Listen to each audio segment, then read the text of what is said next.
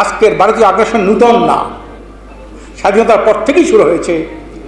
তাদের যে উদ্দেশ্য ছিল সেটা হলো দেশ স্বাধীন হোক, এটা তারা মনে প্রাণে কোনোদিন চায় নাই। তারা চাইছিল পাকিস্তান ভাঙ্গুক, দুর্বল হোক। আপনি জানেন পাকিস্তান আমলে ফারাক্কাবাদ চালু করতে পারে নাই। যখন ডিভাইড হলো পরীক্ষামূলকভাবে এই ফারাক্কাবাদ চালু করলো। এটা বুঝতে হবে, আপনার এর গোড়ায় হাত দিতে হবে। খালি চোখ লাল হয়েছে দেখেই চোখের ঔষধ দিলে হবে না, তার যে জন্ডিস হয়েছে কিনা এটা পরীক্ষা করতে হবে। আজকে আগ্রাসনের মূল সূত্র কোথায়? আগ্রাসন কি ভারত করে না, বড় আগ্রাসী শক্তি হলো আমেরিকা। এই আমেরিকা দেখভাল করার জন্যে সাব এজেন্ট হলো ভারত। ওবামার আমলে আপনারা জানেন, ওবামা এই ভারতীয় উপমহাদেশ যতগুলো দেশ আছে, পার্শ্ববর্তী দেশ আছে, এগুলো দেখভাল করার জন্যে দায়িত্ব দিয়ে গেছে ভারতকে। কাজে এই বড় আগ্রাসীর বিরুদ্ধে কথা না বললে, এই ছোট আগ্রাসীর বিরুদ্ধে কথা বললে আমরা কখনো স্বাধীনতার সার্বভৌমত্ব আমরা ফিরে পাবো না। আজকে আমেরিকা বিশ্বের সবচেয়ে বড় শয়তান বলে অনেকে, এটাকে অনেক বড় শয়তান বলে। তারা কি করেছে জানেন? আজকে নিরীহ মানুষকে যেদিন আক্রমণ করলো ইসরায়েল, সেদিকে তো অস্ত্র পাঠাইল।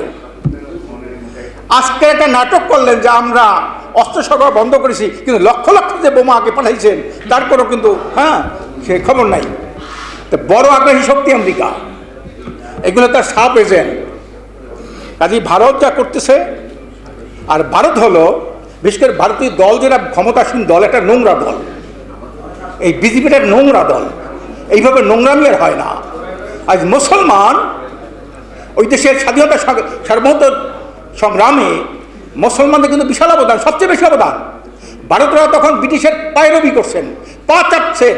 এই যত বড় জমিদার দেখেন ম্যাক্সিমাম কিন্তু হিন্দু, কারণ ইন্ডিয়া ব্রিটিশ ক্ষমতা নিয়ে গেছে মুসলমানদের হাত থেকে, হিন্দুর হাত থেকে নাই। এরপরে কিন্তু মুসলমানরা স্বাধীনতা সংগ্রাম করেছেন, ভারতকে রক্ষার জন্য সংগ্রাম করেছেন, আর হিন্দুরা তাদের পা চেটে চেটে এই জমিদারি গ্রহণ করেছেন। আজকের লজ্জা লাগে, ইতিহাস ভুলে গেছি। কাজী নজরুল ইসলামের ভাই কাজী মুর্তজা, উনি বই লিখছেন চেপে যাও ইতিহাস, ভুলে যাও ইতিহাস, ইতিহাসের ইতিহাস। আজকের যাদের প্রশংসা আমরা পঞ্চমুখ আমার ঢাকা বিশ্ববিদ্যালয় বন্ধ করার জন্যে আপ্রাণ চেষ্টা করেছেন এইসব জগদ্দল পাথররা, এইসব বিশ্বাসঘাতকেরা, আমরা তাদের প্রশংসায় পঞ্চমুখ। তার গানকে আমরা ইবাদত মনে করি। এই যে গোলামের মানসিকতা, এগুলোকে আমাকে প্রত্যাহার করতে হবে। আজকের ভারত কী করেন? পানি আগ্রাসন, সাংস্কৃতিক আগ্রাসন করে শিক্ষা শেষ। আগে পড়েছি রস্যিকার, অতিথি রস্যিকার, এরপর হলো দিগ্গিকার, এখন আবার ওখান থেকে যা আসে আমার দেশের শিল্পী সাহিত্যিকটা তাই বইতে লেখে।